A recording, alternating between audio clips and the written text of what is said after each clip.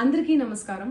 నిన్న ఏదైతే నా బర్త్డే పార్టీ జరిగిందో ఒక చిన్న ఇంట్లో పార్టీ లాగా ఒక ఫ్యామిలీ ఫంక్షన్ లాగా జరుపుకోవాలన్న ఒక ఉద్దేశంతో ఆ రిసార్ట్లో మా అమ్మా నాన్నల కోరిక మేరకు మా అమ్మా నాన్నలతో కలిసి మా ఫ్యామిలీ మెంబర్స్తో కలిసి నేను జరుపుకోవడం జరిగింది.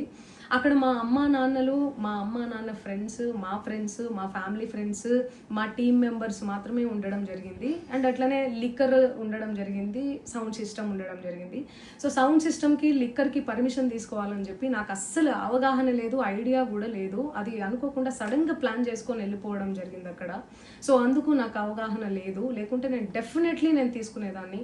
నాకు అసలు గైడెన్సీయే లేదు. ఎవరైనా గైడ్ చేసినా కూడా నేను పర్మిషన్ తీసుకునేదాన్ని, లేకపోతే నేను ఎందుకు ఇలా తెలిసి చెయ్యను కదా. సో ఇదంతా ఇలా తెలిసి అయితే నేను తప్పు చేయలేదు, తెలియకుండా ఇది జరిగిపోయింది.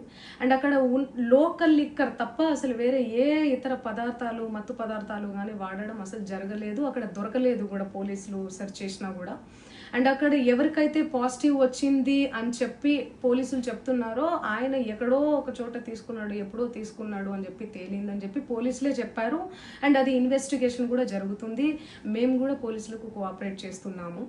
అండ్ నేను ఎందుకు ఇలా చేస్తాను, అసలు నాకు తెలిసి ఎందుకు చేస్తాను, మా అమ్మా నాన్నలతో దట్టు మా అమ్మా నాన్నలు పెట్టుకొని ఇలాంటివి నేను ఎంకరేజ్ చేస్తానా, ఇలాంటివి చెప్పండి.